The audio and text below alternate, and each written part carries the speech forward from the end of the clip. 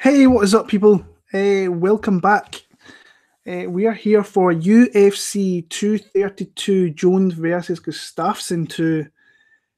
I was going to say from Las Vegas, but within the last hour, it has got moved from Las Vegas to Los Angeles. Something regarding Jon Jones getting tested, and on December 6th, I think it was, that he tested positive for an atypical something. I don't know. I've only been reading into it in the last half an hour, and crazy. I was just about to jump on and do my predictions here, and then that news came out. I've got friends going to that, so I'm feeling for them to find out what's going on. But as far as I know, the event is going forward. It's just taking place in Los Angeles. So, yeah, we'll get into the fights in a second. Just thank you for all the huge support that I gained through 2018. It's been an incredible year, to kind of say the least. Loads of new subscribers, loads of new people coming on the channel, talking about fights. I love it, I love it, I love it. Great seeing new people coming on and making their predictions. I want to see more people do that. I've been saying that for years. If you think you can do it, come out there and do it. Don't worry about what anybody says, just come out there and do it. Looking forward to having a break over the next few weeks over Christmas and New Year. It's now Christmas Eve over here in the UK. So happy holidays to all you guys who watch me week in, week out. To your families, I wish you nothing but the best of health and the best of times over Christmas and New Year. And like I said, I'm looking forward to 2019 and hopefully making my channel big. And it's through you guys that I'm going to be able to do that. So, yeah, so I'll put that mic into space a little bit. I'll put out a kind of wee disclaimer beforehand. Like, this last few weeks have been super hectic, busy for me, getting ready for Christmas with work and so on. I've been working silly amount of hours at work. So there's a couple of fights that I haven't did as much tape study or watch fights on than I like to. But real life gets in the way sometimes. So yeah, I'm looking forward to talking these fights. 2019, I'm going to set a few goals like I did for this year. I think the only goal I didn't hit this year was I never got 10,000 views on a video, which I'm still grinding to try and get there. I'm getting closer though on a few videos, not all of them, but still I'm getting great views, and the channel's as big as I ever thought it would be. So set a few goals. I'll let you know what that is in 2019. So yeah, I'm looking forward to finishing off the year strong though, because I've had a great year betting wise. You can see my betting profile and Bet MMA tips and Carper Tech. I've had a humongous year betting-wise compared to last year, where I did struggle. Around about the birth of my daughter, I was making stupid bets and pretty much just throwing money away. Readjusted, reevaluated, and since December last year, I've been blown out of the water and closing in on nearly 90 units of profit in 2019, depending how much you bet on fights and so on. 19 is a pretty substantial amount, considering I lost 40. It was 43 beforehand. So yeah, but great fights from the start of this card all the way through to the main event. But the news that the fights got moved kind of rocked me a little bit. I'm just hoping my friends can get reimbursed because that's a big thing for them, especially 6 days out. It's crazy news. So we're going to get into this one here. And we're going to be starting off in the... Oh, sorry. I forgot to bring up my Wikipedia page there. But what your bets are for this one. I want to know what your bets and your picks are for this card. So hit me up. Let me know. If you ever want to speak privately and not on my channel, my email is bigwilbur7@gmail.com. You can always come in there and drop a comment or an email, and we can get talking through there. It doesn't have to be on my channel there. So starting off in the bantamweight division with Brian Kelleher against Montel Jackson. This was a fight that was supposed to take place a while back. I can't remember. It was maybe the New York card in November, and Brian Kelleher pulled out, I think it was illness on weight cut day. And yeah, I think in that original fight, I picked Brian Kelleher. The funny thing is, this was one of the fights I looked into a little bit more, and I've kind of turned the page a little bit, and I'm going to go with Montel Jackson, which is a little bit weird considering that the fight obviously never took place, and I was fairly confident as an underdog Brian Kelleher had a chance to win. And I still think he has a good chance. Like, I'm not super confident in this fight pick, to say the least, because I think Montel, this is a big opportunity here. A tough guy like Brian Kelleher, who's coming off a big beatdown that he received from John Lineker, took a lot of concussive blows in that one back in May. So that extra bit of time might have helped him. But yeah, I think Montel Jackson's one of these guys that's going to be, he will be good eventually. I really do think he'll be a good fighter, because he's got a lot of attributes, and if he uses them properly, he will win many a fight, I believe, in the UFC. Ricky Simon was his loss in his debut, and Ricky's a scrappy little dude, always looking for takedowns, looking to be dominant in the ground, and not dominant in the feet, but scrappy on the feet as well. Was impressed with him when he went over to Shulo, round 3 knockout there. Long, languid guy, got a lot of attributes at his disposal. And yeah, I think Brian's going to have to get in close to really Montel Jackson. And Jackson, I think, maybe try and use some of that length to keep him at bay. If he can keep him at bay, I think he picks him apart a little bit. But like I say, I'm not super confident in this fight, because I was, 8 weeks ago, I was picking Brian Kelleher to beat this kid. So I've just kind of changed up a little bit. I think I'm a little bit more confident now in Montel Jackson than I was beforehand. So I'll go Montel Jackson via decision, but I can see it being fairly close as well in that one there. Moving on, welterweight division with Curtis Millender against Siyar Bahadurzada. Another fighter I forget completely about all the time is Siyar, because he fights once a year, literally once a year. But he is a super dangerous guy, and he's coming off a win last year where he knocked out another dangerous guy in Luan Chagas, where he kicked him to the body, had a vicious body kick, and followed that up with it wasn't last year, it was this year, sorry. Followed that one up against with punches, and then stopped him. And Chagas is a very dangerous guy himself. But he's on a 3-fight win streak, very quietly working his way up the division. Brandon Thatch, Rob Wilkinson, Luan Chagas. The Chagas fight is definitely a step up from Thatch and Wilkinson. So, yeah, I'm looking forward to seeing how he's going to do here against Curtis Millender, because he's shown that he's made huge improvements from his early Bellator days, where I didn't honestly rate him all too much back then, but since then, since he left Bellator, I think he had a fight in Bellator which he won, but then he moved on. He beat Kevin Holland, winning the LFA, looked dangerous, man. Head kick knockouts, knees when he came into UFC against Thiago Alves, and then beat, I'm not going to say Max Griffin's a great fighter, but he's a solid all-around fighter and hard to look good against. And he went in there, did his business, and came out there. Siyar's a guy who's super dangerous, though, and you can't take him lightly for any second of that fight. So on the feet, he has to mind his P's and Q's, fight and use his range. I can maybe see Siyar maybe looking for a takedown at some point. It's something he has showed in the past, but he's also a guy that likes to stand and bang. But I think that Curtis could potentially pick him apart, especially if they get into a clinch position.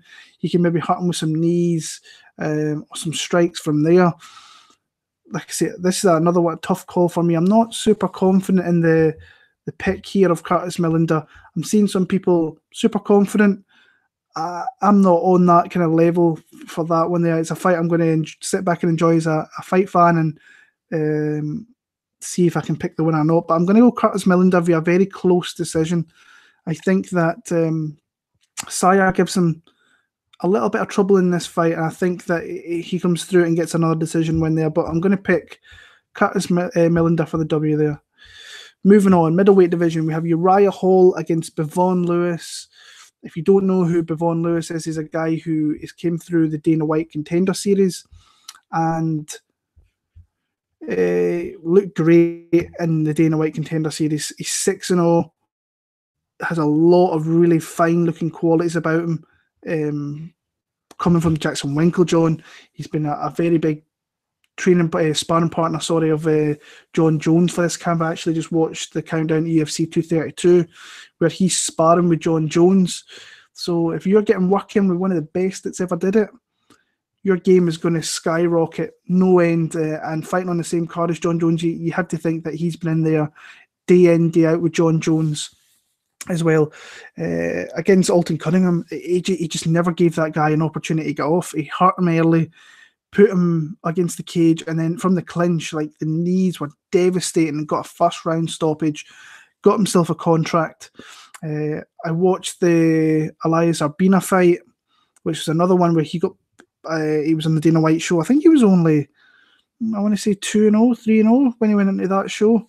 Obviously gave him a developmental contract, went through LFA, got a fight there, got another fight on the Contender Series, and looked fantastic. And now he's got his big jump up to the UFC. And this is a tough fight. Uriah Hall, I'm seeing a lot of people writing Uriah Hall off. And I think when you look at Uriah Hall, you look at his previous opponents. You can't not look at his previous opponents. If you're watching fights, you see who he's against. Got a bad beating against Paulo Costa, Borrachina. But what I took from that fight is that he kept him at bay for a little bit, used his jab really well, used his range. We all know if this guy turns up with the right mental capacity, that this guy, he's got every opportunity to beat great fighters out there. And it's something that he could do here. If he shows up and fights to the ability that I think he knows he can, and mentally if he puts himself in that place, then he's a tough guy to face here. And this is his easiest fight. See, that's maybe a little bit disrespectful. Looking at his record-wise, you would say it's his easiest fight since Bambozi, which was 2015. You look at who he's faced since then. Robert Whittaker, champion. Mousasi, dominating over in Bellator. Derek Brunson, top 10 guy in that division. Mousasi lost to him. Yotko, that's the type of guys that I think he can win fights, and he did that, knocked him out.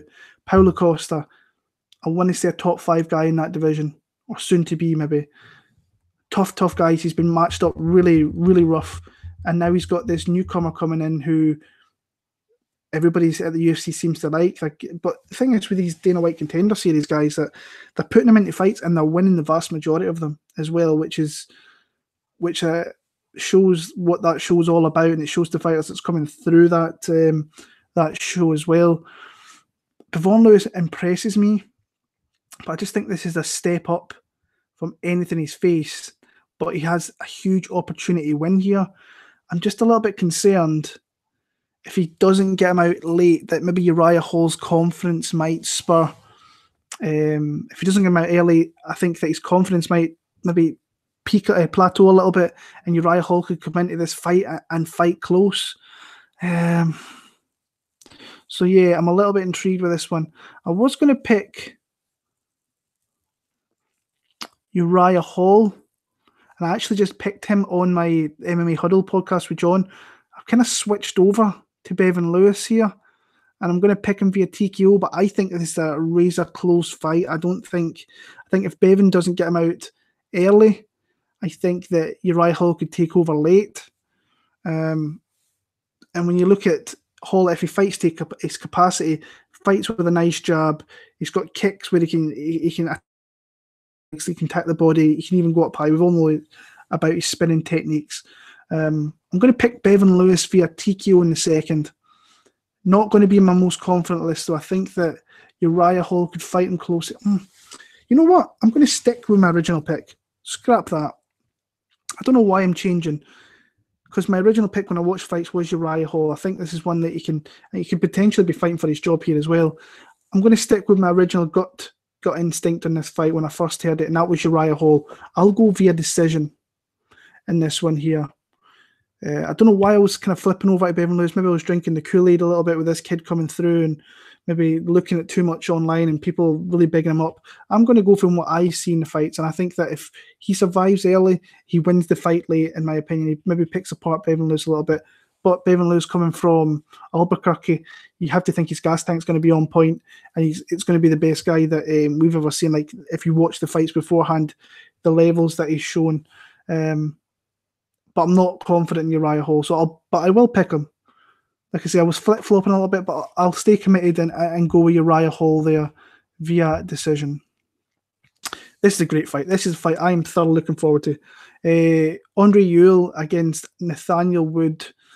We'll start with Andre Ewell coming off a win over Henenbrow. It's always great to have in your record as a win over a former UFC champion. Now let's talk about Henenbrow. Henenbrow it's TJ Dillashaw took that guy's soul pretty much, and we've never seen even the closest. We've not seen that Henenbrow again since. He can't commit to a weight class, struggles to make 135, gets blasted out at 135, and then I bet Henenbrow last time out, and I said, I think on here, it's like, I really don't think Henenbrow is losing to a guy coming in here off the regionals. And he did. He got dropped by Ewell. He should have used his. Ewell showed that he's got kind of deficiencies, I think, with wrestlers. I think that's what the kind of guys that will beat him up fairly easily. If you're a good wrestler with any amount of striking, he will lose those type of fights. Now, when we talk about Nathaniel Wood, he's not really known as a grappling guy. I think he has it, but I like the other tools that he has. If you go back and watch his fights before these UFC, and a lot of people watch his recent stuff because he has great fights, great knockouts. Go back and watch. He can fight technically. He can fight smart. He is against like a deficiency in here against Ewell with the simple fact that he's got the longer reach. He is the bigger guy, fairly significantly in both parts. But what he's shown that he's a very adaptable fighter. He saw that submission win over Johnny Eduardo, where it was a beautiful Darce choke, really on there tight, really on there very quickly, showing that he's making strides with his game. Comes from a good camp over here in the UK, Team Titan, where he's sparring with really good up-and-coming fighters, fighting on the Cage Warriors, your Bamas, your Bellators. I think his main training partner for this one was Dominic Wooden, who's a southpaw like Andre Ewell, very long, very fast as well. So that's fairly decent, having like a sparring partner typical to him for that. The one thing, obviously, that you have to talk about Nathaniel Wood from his last fight is he took a lot of damage, and it's something that he has taken in his last few fights, being in brawls. He's taking shots, and that needs to stop because you will not stay around that UFC 135-pound weight division for too long taking shots from some guys like that. You just can't take it, especially against the better guys in that division. I think Andrei, for me, is going to try and use his length and his speed, fight distance, hit and move. I think that's what he's going to try and do. I think that Nathaniel Wood could mix it up and go for takedowns. I really think he might do that. I think he could engage in a brawl. I don't think that's in the best interest of Andre Ewell. I also think he can fight long. I really do. He is at the disadvantage, obviously, of what Ewell brings to the table. But I think he can pick him apart with leg kicks. I think he can mix it up with takedowns, like I'm saying. And I'm fairly confident that Nathaniel Wood can get this win here. Looking at Ewell, like the guy fights a lot. This is fight number 5 of 2018. I think it's fight number 11 or 12 within the last 24 months. That's a lot of fights. And I think he's not really faced many guys on the up who are coming up through the divisions and looking good. Patrick Mix is a guy that he lost to, who's 9-0, coming from Jackson Winks. A whole host of wins via submission. Looks a fairly decent guy, but he's not in the UFC. Nathaniel Wood's in the UFC. He's won a fight in the UFC. He's won belts and other promotions outside the UFC. So for me, I just think he's got more ways to win this fight. If and when that happens, if he wants to engage in a brawl, I think that he can maybe win aspects of that, but he has to be careful because, like I said, Ewell has the speed and he has a range advantage, I think, over him. I just think he's the better fighter. I could be wrong. I could be coming back to this next fight card in January and saying Wood was a bad pick. But I'm going to pick him here. I'm going to pick him via decision. And I think that's it could be a very, very good fight, though. A fight I'm not going to talk all too much about, BJ Penn against Ryan Hall. It hurts my heart that BJ Penn's back fighting because the guy shouldn't be Super skeptical about him training down in Brazil at Nova União, where they spar hard. How scrappy BJ Penn is, where he will throw down with anybody, and doing it down in that camp is just going to be detrimental to your health, pretty much. And the guy hasn't won a fight since 2010. Lost to Diaz, brutalized him. He got hit far too much. Ronan McDonald beat him up. Frankie knocked him out. Ilir knocked him out. Dennis Silva. Ryan Hall, everybody goes on about how boring he was. I've seen people just chat about how boring he is. And I mean, he's a guy that likes to flop to his back and looks for funky submissions and so on. But the guy's got some striking. He's got some high kicks. He's got some his kicking game, I think, is better than his punching game. Let's put it that way. And this might be that type of fight where he flops to his back and BJ wants to jump in his guard and see what he's got. Like I say, I really want BJ Penn to win this fight. I don't see it happening. I'm going to pick Ryan Hall via submission. I think he will flop to his back, and I think BJ will want to initiate some kind of a grappling down on the floor. And I think that Ryan Hall is just a better fighter down in there, and he's just BJ Penn shouldn't be fighting the UFC in 2018, nearly 2019. It's a sad sight in my opinion. My heart is with BJ Penn. I really want him to win this fight, but I have to pick Ryan Hall here. So, yeah. Moving on, Douglas De Silva de Andrade against Petr Yan. Good fight. This could be an all-action fight. I maybe underestimated Petr Yan's opponent last time out, but maybe he raised his game to the fact that he was in the UFC, and he was a tough out for Petr Yan in that night. But Petr Yan did what he does. He fights all out, a lot of output, gives some strikes, takes some strikes, but ultimately wins the fight.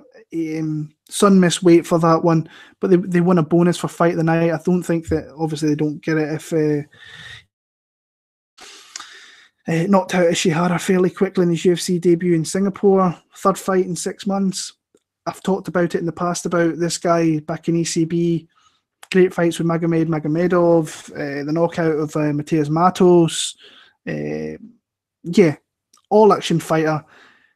This, I think this is going to be his coming out part in the UFC against a very, very tough opponent in Douglas De Silva de Andrade, who doesn't lose that many fights. Looked great last time out against Marlon Vera.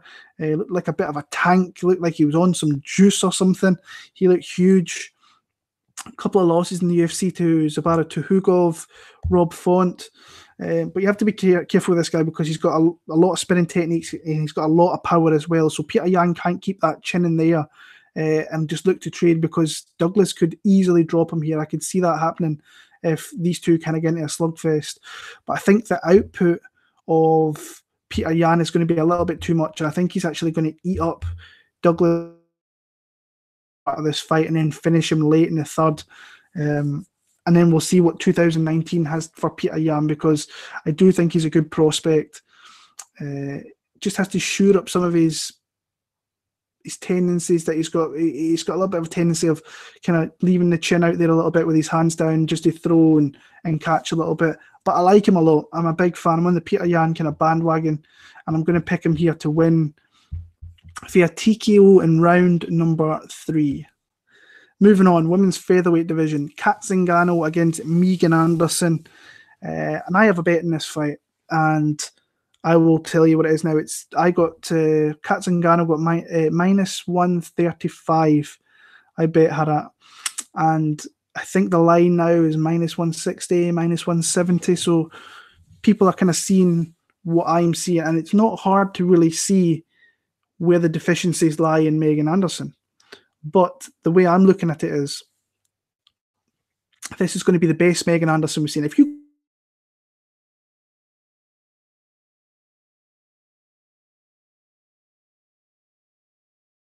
actually, she's looking at the ceiling, she's not even looking at you half the time, and she's there to be hit.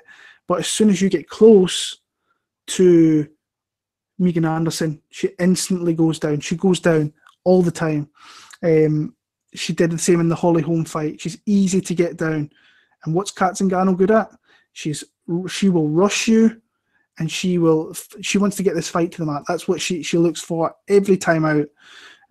But what the standpoint I'm making here is I think Meagan Anderson makes improvements. I don't think she'll be as easy to take down as what she has been in the past, because first of all, I don't think she was expecting that from Holly Holm, who's a striker predominantly. She was landing a few shots in that one, and then Holly just decided to switch it up, and then it was easy from there. She's got a massive striking advantage over Kat Zingano because her defense is terrible. Not good at all. The one thing I like about Kat, she throws like nice heavy leg kicks, but she's fighting against the more natural 145er here. So I do see spots where Meagan Anderson could potentially bust up Kat Zingano, stop the kind of gameness that Kat Zingano brings, where she just wants to get a hold of you and grab you to the ground. I think if she gets a hold of Meagan Anderson, she will throw her to the floor. She will get her to the floor. But in that kind of space where they're both at striking range, I think Meagan Anderson could pick her apart. But sometimes before, she's been a little bit stationary in her striking, where she just doesn't throw all that much output, and that kind of hinders her a little bit. She did it in the Dandois fight, which I know was years ago, and I know she's made improvements since then, I think. But like, she had her backed up there. She should have been unloading strikes like she did in some of her previous fights after that. I don't think she backs up Kat Zingano here, unless she's really busting her up.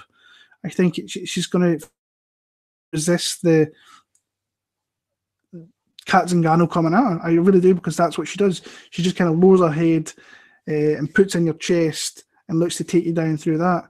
But like I say, I think she makes improvements in that aspect. If she can keep it standing, she will beat the backside off Kat Zingano by picking her apart.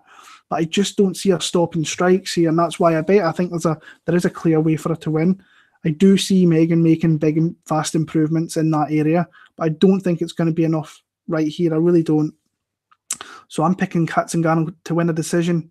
Fairly confident in that bet. I see the risks, or I see what Meagan Anderson could bring to the fight, but I see what Kat Zingano brings more, and I think that's more of a chance to kind of win this fight. So Kat Zingano via decision.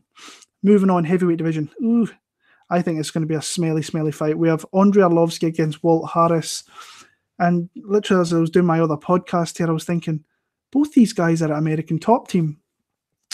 So I went and had a little look, and it looks like that Walt Harris has kind of went elsewhere to do his training when Andre's come in, which is a little bit of a shame, because Walt Harris was at American Top Team for a long time, but I suppose changing camps never a bad thing either. So Walt Harris, he's beaten who you would expect him to beat. That's really all you can say. I mean, Daniel Spitz, expect him to beat him. Mark Godbeer, he would have beaten him. That got changed to DQ, a legal head kick. Cyril Lasker, Chase Sherman, you should be beating those guys, and he is beating those guys. Cody East. But when he's made any type of jump in competition, Shamil, I think, is a jump up from those guys. Fabrizio's a huge jump up. He's lost those fights. And like I say, he's a boxer by trade. He's a Golden Gloves champion out of Alabama, I think, in Florida as well. So he's got the boxing skill there, and he's got some big power to follow up with. But I think he's a little bit of a flake as well. And it could be one of these fights here where Andrei, which we've kind of seen, I think it was in the Junior Albini fight. That's the kind of fight I'm expecting him to try and fight here. Fight smart, have enough output, frustrate Walt Harris. Now, Walt Harris is a big athletic dude, so Arlovski has to be careful with what he does. But I've got a feeling that Arlovski's going to outpoint him in every round and pretty much win a 30-27 across the board there. If he doesn't get hit, I think I'm not going to say outbox it, I just think the whole MMA game could clinch him up, put him against the cage, and yeah, it's a hard fight to pick. This is one of the fights, honestly, I've not looked into a hell of a lot. I watched, what fights did I watch of Arlovski? Struve and Albini, because I thought these were kind of fights that might look similar to Walt Harris.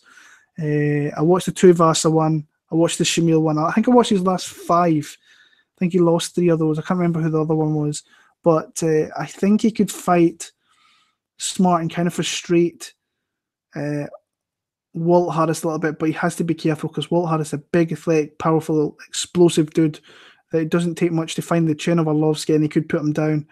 I'm going to go for Andrei Arlovski to win a very boring, bad decision. If you're wanting knockouts, then you go with Walt Harris, and I'd rather see a knockout than a decision. We all want to see that. But I think Arlovski's going to just do enough to win a decision here. So not super confident, but I'm going to pick Andrei Arlovski there. Moving on to the main card. Sorry, guys, my throat's gone a little bit.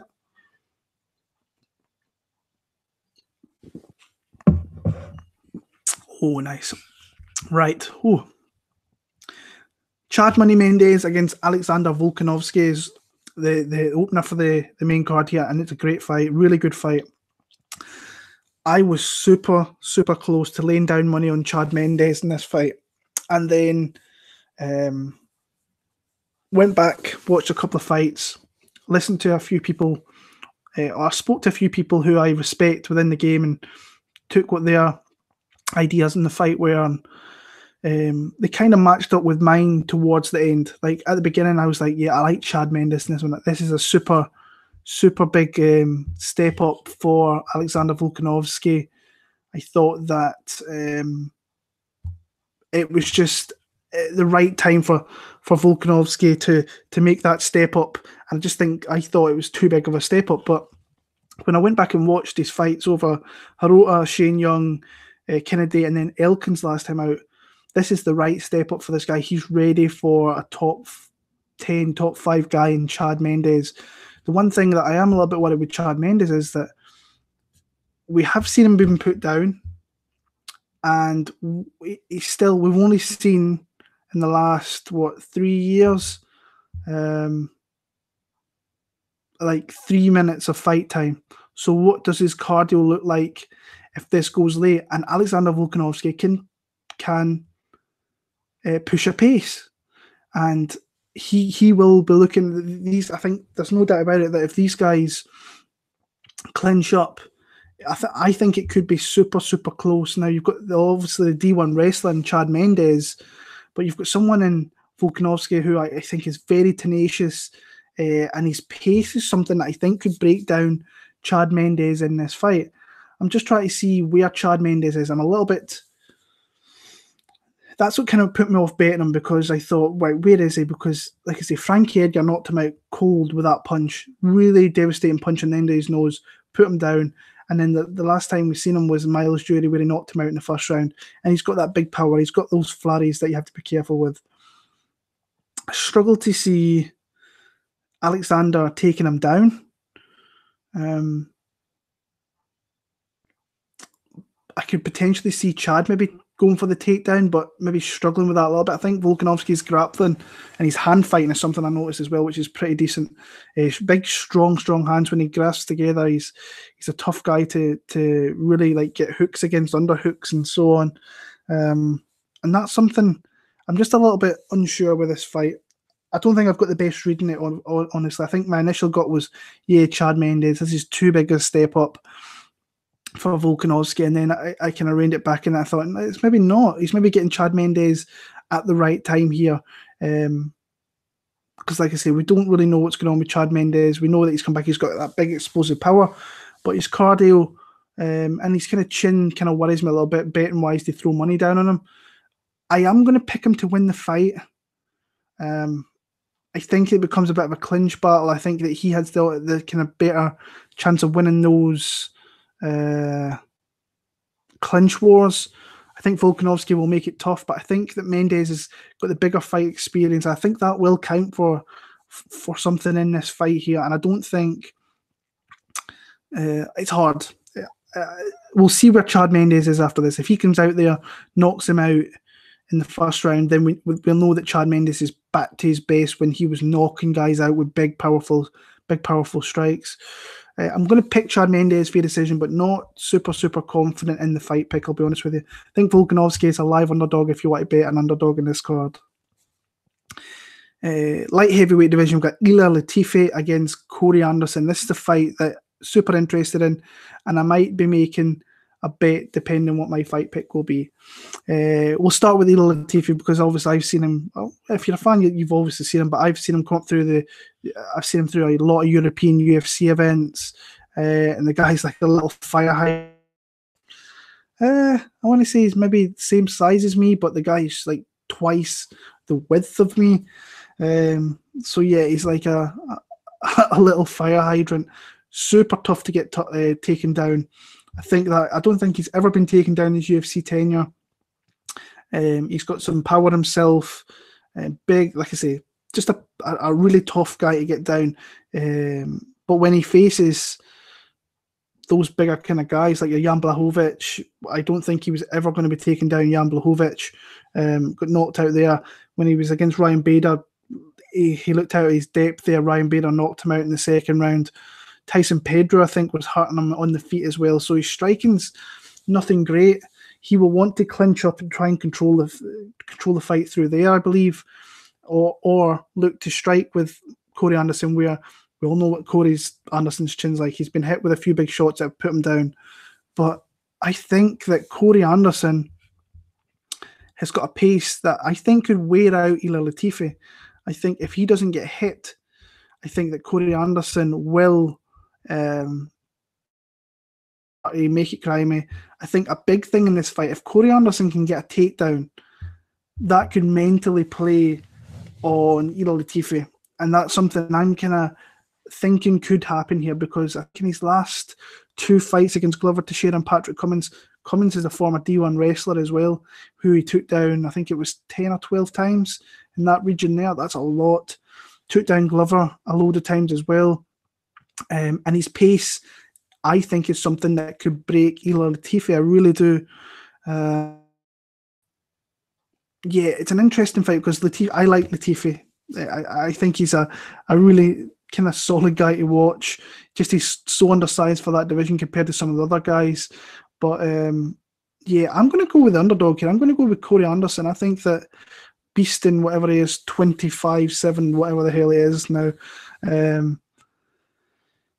I just think that pace is going to wear on Latifi. I think if he doesn't get his chin checked, I think he can clinch up with Latifi. I think he's strong enough and his technique's good enough to get Latifi down and win the fight through there. I don't think he keeps Latifi on the ground for too long because I think he's so small he will squirm his way out and find his way back to his feet.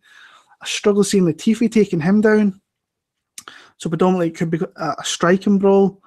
I just feel more confident picking Corey Anderson. Dog money, I don't think it's a bad... If you've got any confidence in Corey Anderson and he doesn't get hit, I don't think it's a bad bet to make, honestly, either. And I might actually make a bet on Corey Anderson myself. So Corey Anderson, I'm going to pick him to win via decision. Moving on, welterweight division, we have Michael Chiesa against Carlos Condit. Michael Chiesa making his move up to 155 after against Anthony Pettis, where I think he had injuries which affected his weight cut. There was obviously personal things. There was the Conor McGregor incident, back in April, which I think was maybe playing on his mind. And it's something that I still think is playing on his mind a little bit. He's coming out and saying that he wants to take all of Conor McGregor's UFC 229 purse. I'm just like, dude, you're not going to get that. So why are you making a million? You're going to get a good payout, but you're not going to get millions and millions of dollars out of it. I think he does deserve a fairly decent payout for what happened. And I would, if I was in the same shoes, I'd maybe be making that move as well. But here's what it is. I really wanted to pick Anthony Pettis in that last fight, and I went against my gut. And Anthony Pettis went out there and beat him in the second round. Made him move up to 170, which is obviously going to be better for him because he's not having that massive weight cut here. And I think he's got a very winnable fight against Carlos Condit. But I feel that this is a fight Carlos Condit can win. I've heard a couple of things.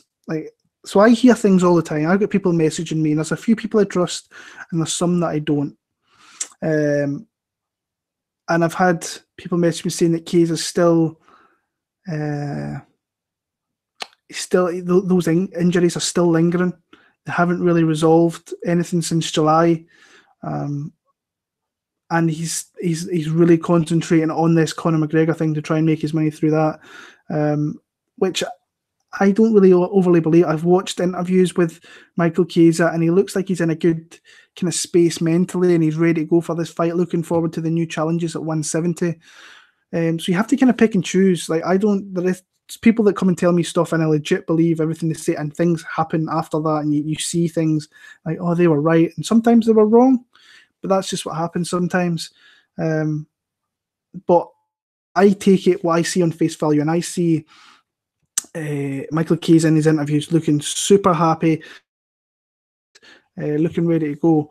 But there's still something with this fight, I don't know what it is, that I feel that Carlos Condit is going to be a bad introduction to 170 for Michael Chiesa. Now, you can see where Michael Chiesa could win this fight, because Carlos Condit has never been the with his grappling or so on, and he lost last time out to Alex Oliveira. I thought he had aspects of that fight where he looked really good as well. He looked like a little bit like the old Carlos Condit, but I mean, you look at his record in the last, I think since 2012, the last 6 years, he's won 2 fights: Martin Kampmann, Thiago Alves. Now, he's been facing the best guys in the division, but he's got deficiencies there. You can take this guy down. You can fight him long.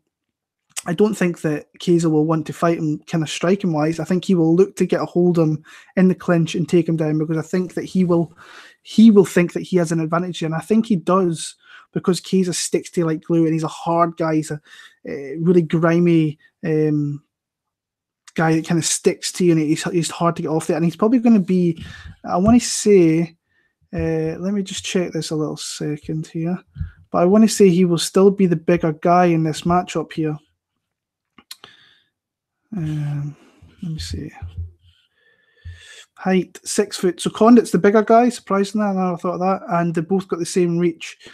So yeah, Chiesa being the southpaw, Condit being a orthodox who can be a switch striker when he wants to be. I just think if this fight stays on the feet and Condit can stop this fight from hitting the mat, then I think he pieces up Michael. So, like I said, I'm not really got the best read in this. It's actually a fight I'm going to watch more over tomorrow. Some fights, and because I really feel like betting Carlos Condit here. I don't feel confident. I shouldn't be betting it, but I want to be confident in it, so I will watch some more on these two. But ultimately, like, I haven't got the best breakdown for this one. I've not watched as much as I wanted to, but I just feel like Carlos Condit has got the opportunity to win this fight here. I really do. So I'm going to pick him to win via decision. But like I say, that could change very much if I go and watch some more fights of Michael Chiesa and see a few things, and it might just be a total pass betting wise for me. But like I say, I've not got the best read in this one.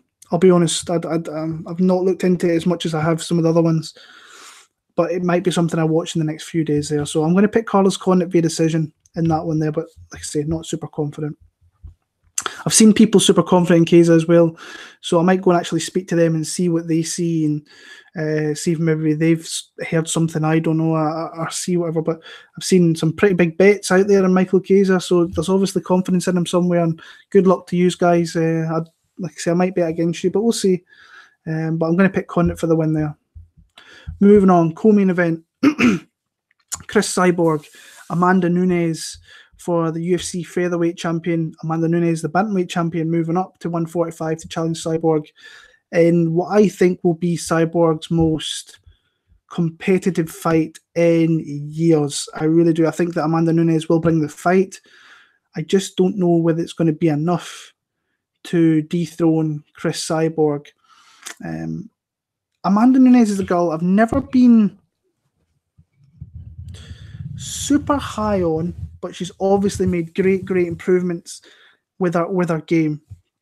She was a woman that I was always worried about her gas tank way back when she was facing Zingano. That showed, obviously. She was out there, she was piecing up Zingano with ease and like really putting a beat down on her, but then she just depleted herself.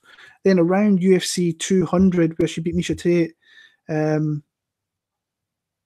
she looked like the complete fighter. Big, dominant, heavy-handed striker. destroyed Misha, destroyed Ronda. I thought that split decision to Valentina, I still score it for Valentina Shevchenko. No, I do. No, maybe I don't. No, I don't actually. I think I do score it for Nunes. I think it was the first fight I thought was a little bit more closer. Oh, I can't remember. That was weeks ago I watched this fights, but yeah, like I say, the old kind of Amanda Nunes was gassy and she would kind of fold. She's obviously not got really much of a weight cut down to 145, so that's going to help her here. She is going to be. I'm just trying to think of ways how she can win this fight. Can she knock out Chrissy Cyborg? I'm not too sure. I'm not saying that Cyborg can't be knocked out because I think she was in like kickboxing or Muay Thai, whatever it was. But Joanna Bears, I think, got her. Similar height. I think she actually has the reach advantage, which she might want to use. I think the more aggressive. I just don't see her being aggressive with Cris Cyborg. If she's going to go in there and throw hands, I think that Cyborg is the bigger girl, stockiness wise, I think, and she hits harder than what Amanda Nunes does. Not taking anything away from Amanda because she can strike big time as well. She's got some massive power. She puts combinations together very well, and she can be devastating in her own right. And she can get takedowns. She got takedowns against Valentina. I don't think she will want to take the fight to the mat here against Cyborg. I think predominantly this is going to be a striking bout, and I think the better striker and the more powerful, destructive striker is Cris Cyborg. So maybe I'm just struggling to see a way to win for Amanda Nunes. But I think she has an opportunity, but I think she would need to do it early and she'd have to take her out early. I think the longer this goes and the more destructive punches that she takes, I think that's going to deplete her, and I think that Cyborg's going to see that and go after her. So I feel more confident in picking Chrissy Cyborg here.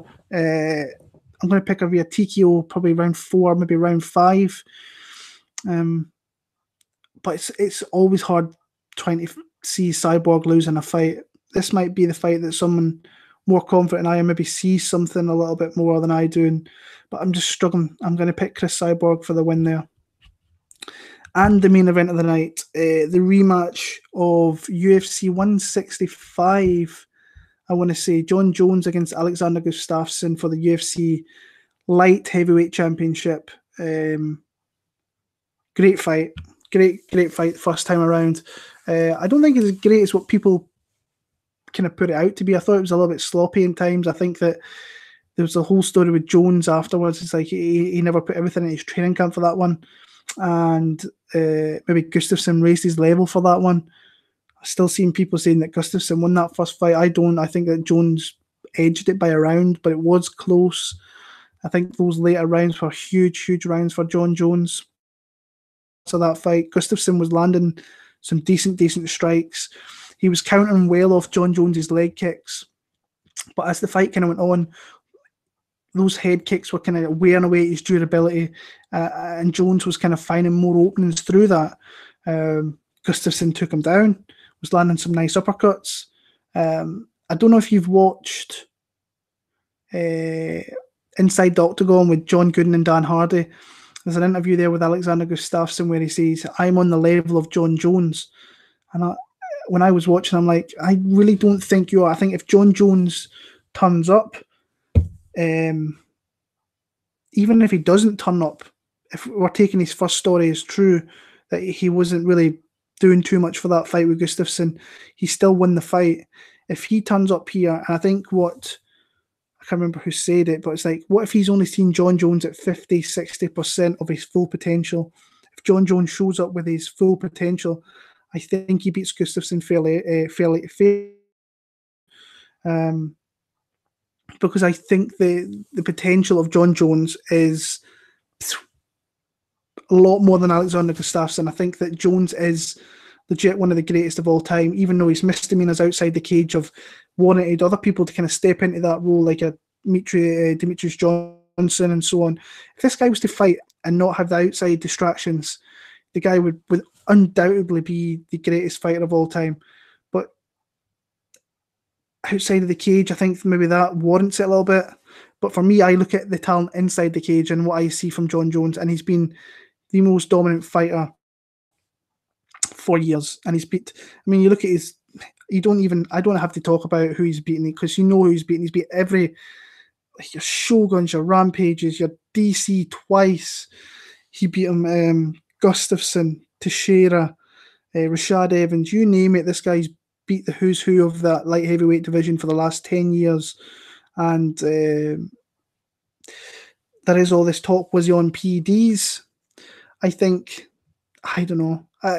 I will never ever know what John Jones was on, what some of his opponents were on. Like, I fully believe that if John Jones was on stuff, I believe that some of his opponents were on stuff like Vitor and so on. Who knows what they were on, but yeah, it's kind of hard to talk about that when John's kind of tasted for, I think it was a microgram of something. It was like a pinch of salt was in his system, which could have been in his system from the DC fight. I don't know. That whole just frazzles my head a little bit. When I look at this fight here, the one thing that really threw me off actually in this was these guys have pretty much fought the same amount of times since their last fight, but Gustafsson's obviously he's had no misdemeanor bans or anything, but he hasn't really fought all that much.